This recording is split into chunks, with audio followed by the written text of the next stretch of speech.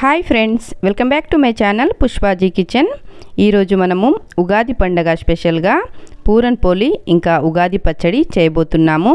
ముందుగా అందరికీ ఉగాది పండుగ శుభాకాంక్షలు. మరి ఈ పూరన్ పోలీలు మెత్తగా సాఫ్ట్గా పొంగుతూ రావాలంటే ఒకసారి ఈ విధంగా ట్రై చేయండి. మరి ఆలస్యం చేయకుండా పూరన్ పోలీలు ఎలా చేయాలో చూద్దాము.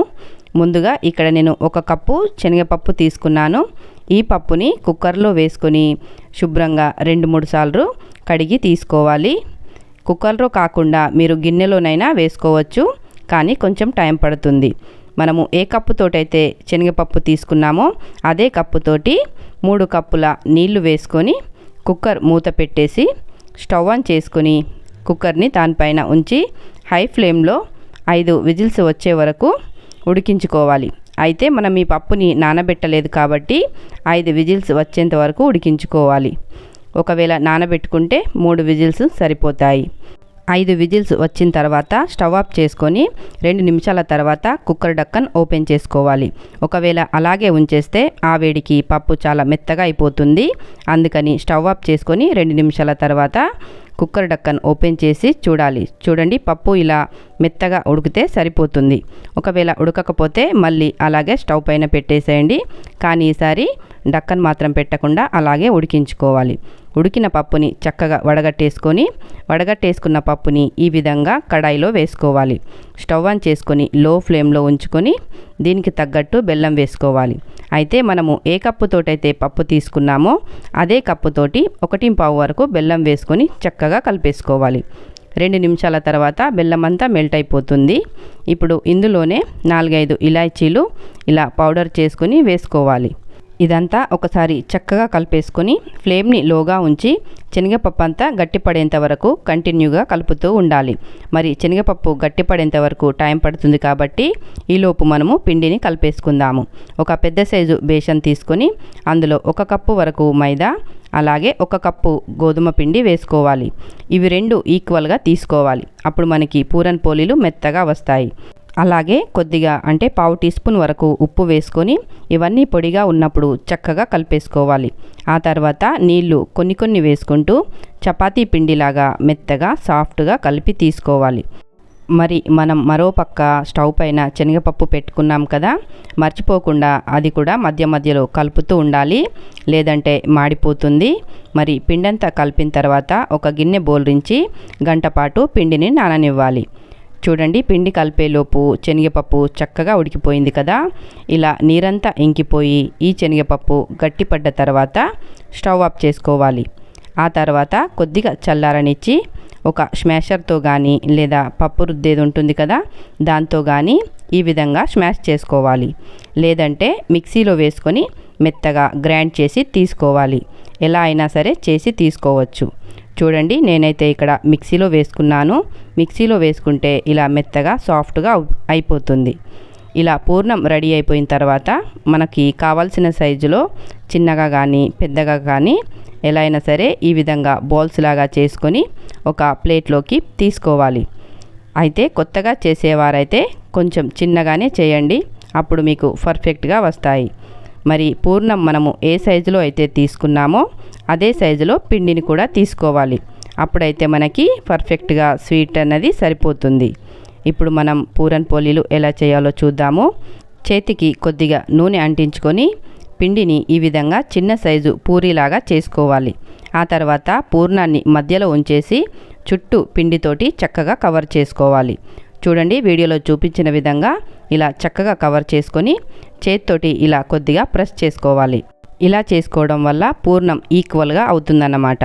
ఆ తర్వాత చెక్క పైన కొద్దిగా పొడిపిండిని వేసుకొని ఆ పూర్ణం ముద్దని కూడా పొడిపిండిలో చక్కగా డీప్ చేసి ఇలా రోల్ చేసుకోవాలి. మనము చపాతీలు ఎలా అయితే చేస్తామో అదే మాదిరిగా మెల్లిమెల్లిగా చక్కగా రోల్ చేసుకోవాలి. చూడండి పూర్ణము ఎక్కడ కూడా బయటికి రాకుండా చాలా బాగా వచ్చాయి కదూ.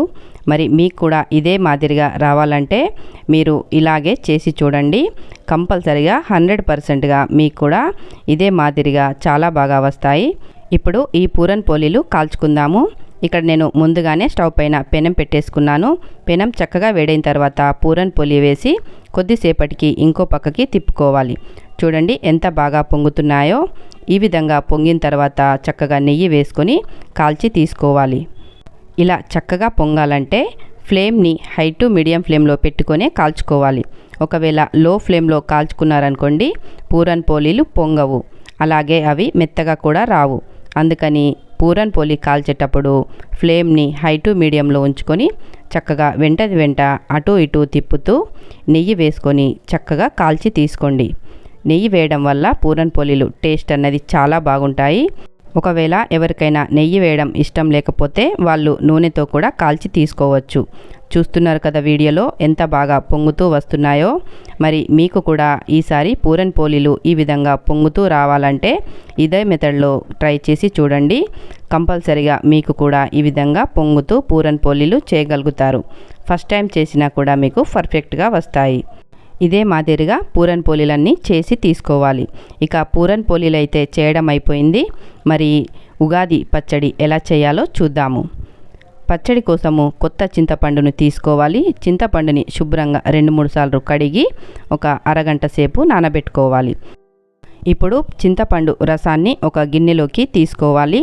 ఆ తర్వాత ఇందులో కొద్దిగా కారము, అలాగే కొద్దిగా ఉప్పు, అలాగే తీపి కొరకు బెల్లం పొడిని కానీ లేదా బెల్లంని కానీ వేసుకోవచ్చు. నేను ఇక్కడ 3 టీ స్పూన్ల వరకు బెల్లం పొడిని వేసుకుంటున్నాను. ఆ తర్వాత ఇందులో కొద్దిగా మామిడికాయ చిన్న ముక్కలుగా కట్ చేసుకుని వేసుకోవాలి. చేదు కొరకు వేప పువ్వుని శుభ్రంగా కడిగి 1/2 టీ స్పూన్ వరకు వేసుకోవాలి. ఇప్పుడు ఇవన్నీ చక్కగా కలిపేసుకోవాలి. అసలు సిసలైన ఉగాది పచ్చడి రెడీ అయిపోయింది. అయితే ఇందులో ఎక్స్ట్రా ఏమైనా వేసుకోవాలనిపిస్తే వేసుకోవచ్చు. అయితే నేను ఇక్కడ పచ్చి కొబ్బరిని చిన్న ముక్కలుగా కట్ చేసి వేసుకున్నాను. అలాగే 1/2 టీ స్పూన్ వరకు గసాలా వేసుకున్నాను. ఇక మన ఉగాది పచ్చడి అయితే రెడీ అయిపోయింది. నేనైతే మా ఇంట్లో ఇదే మాదిరిగా ఎప్పుడు ఉగాది పచ్చడి చేస్తూ ఉంటాను. కొందరైతే ఇందులో అరటిపండు గ్రేప్స్ కూడా వేస్తూ ఉంటారు. అలా కూడా చేసుకోవచ్చు.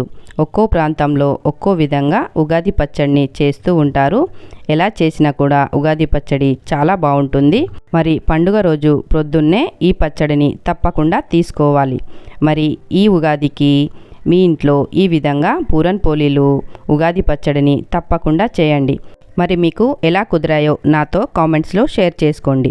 ఈ రెసిపీ నచ్చినట్టయితే తప్పకుండా లైక్ చేయండి. అలాగే మీ ఫ్రెండ్స్కి రిలేటివ్స్కి షేర్ చేయండి.